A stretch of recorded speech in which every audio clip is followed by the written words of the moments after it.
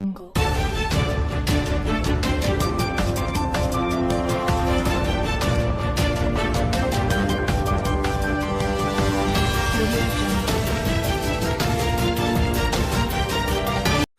మిత్రులు నమస్కారము.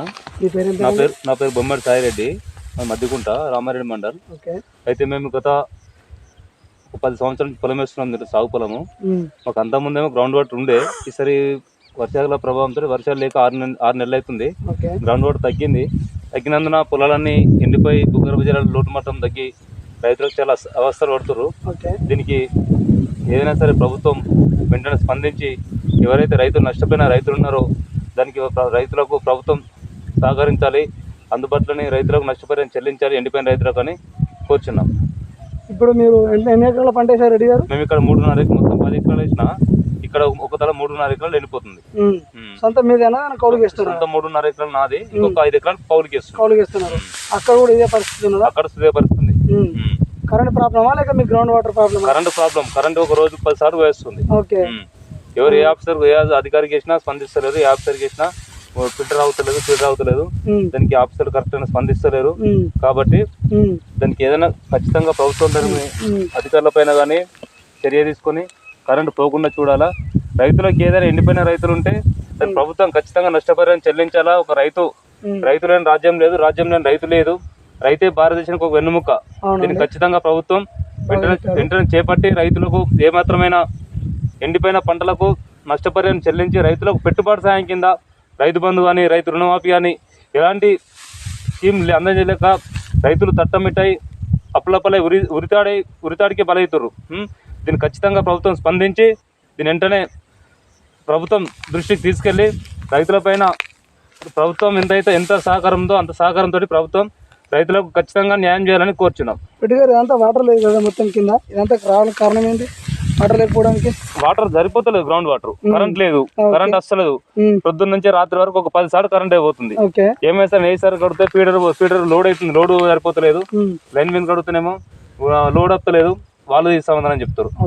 ఒకవేళ మీకు కరెంట్ సక్రమంగా వచ్చింది అనుకో, 9 గంటలు 10 గంటలు 24 గంటలు కరెంట్ గత ప్రభుత్వం ఇచ్చింది కదా, ఇప్పుడు ఇచ్చిన ప్రభుత్వం ఎలా ఉంటుంది కరెంట్?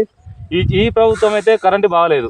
గత ప్రభుత్వం ఏమో 24 గంటలు ఇంత కరెంటు పోకుండా ప్రభుత్వం యథావిధిగా కరెంట్ ఇచ్చింది. ఈ ప్రభుత్వం ఏంటంటే గంటకు 3 సార్లు కరెంట్ పోతుంది. గంటకు 3 సార్లు కరెంట్ పోతుంది. మరి ఇక్కడ మీకు అందుబాటులో ఉన్న విద్యుత్ అధికారులకు మీరు సహకరించి మీరు ఏమైనా చెప్తలేరా? వరకు నేను ఏ గారు ఫోన్ చేసినాం, సార్ కరెంట్ పోతుంది, మాకు కరెంట్తో ఇబ్బంది అవుతుంది, మాకు మోటార్లు కాలిపోతే స్టార్టర్లు కాలిపోతాయి అని చెప్తే, సార్ ఫీడర్లు బాగున్నాయి, అన్ని బాగుంది, లోడ్ బాగుంది, కరెంట్ వస్తుంది, మీ వాళ్ళు ఎల్సీ తీసుకుంటారు అంటే, సార్ మాకు ఎల్సీ ఏం అవసరం ఉంటుంది? దానికి ఖచ్చితంగా మాకు దానికి సరైన చర్యలు తీసుకుని కరెంటు బాగు చేయండి.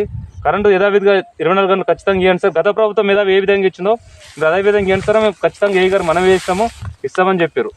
ఇప్పుడు ఎల్సీ తీసుకుంటామని చెప్తున్నారు. విలేజ్ మట్టుకు తీసుకుంటున్నారా లేక మన పంట పొలాల చేనుల మట్టుకు ఎల్సీ తీసుకుంటున్నారా? పంట పొలాల చేనులకు ఏదైనా ట్రాన్స్ఫర్ మీద ఫీజు అయినా దానికోసం ఎల్సీ తీసుకుంటారు. ఇప్పుడు కెపాసిటీ పెట్టుకోమని చెప్పి కొత్తగా చెప్తారు కదా గవర్నమెంట్ అధికారులు, దాన్ని మీరు ఫాలో అప్ అవుతున్నారా? మేము ఫాలో అప్ అవ్వాలి. కెపాసిటీ వల్ల మీకు కలిగే ఉపయోగం ఏమిటి? కెపాసిటర్ అంటే బోర్కు మనది ఏంటంటే మన ఒక మోటార్ ఎంత కాలుతుందో కెపాసిటర్ దాన్ని అంతవరకు యూజ్ చేసుకుని దాన్ని అడ్జస్ట్ చేసుకుంటది.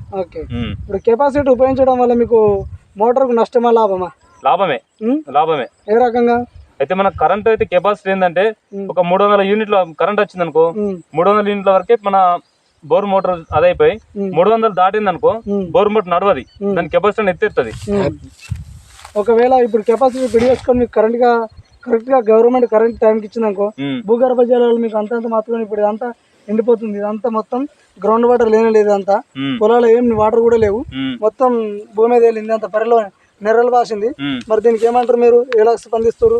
మేము ఖచ్చితంగా దీనికి స్పందించేది ఏంటంటే గవర్నమెంట్ మన ఏఈఓ కావచ్చు, ఇంకా ఏఓ కావచ్చు, ఖచ్చితంగా ఒక ఎండిపోయిన పొలాలు ఏవైతున్నాయో ప్రతి రైతు పొలాలను దాన్ని సర్వే చేసి, ఇంతకుముందు డిజిటల్ సర్వే ఏ విధంగా చేసారో రైతు బంధు కోసము ఖచ్చితంగా ఏఓ ఆఫీసర్ వచ్చి ఈ పంట పొలాల్లో ఖచ్చితంగా దీనికి ఏదైనా ఎండిపోయిన పొలాలు ఉన్నాయో దాన్ని సర్వే చేసి పై అధికారులకు కానీ కలెక్టర్ కానీ రాష్ట్ర ప్రభుత్వానికి కానీ స్వీకరించి దీన్ని ఖచ్చితంగా రైతులకు నష్టపరిహారం చెల్లించాలని కోరుచున్నాం.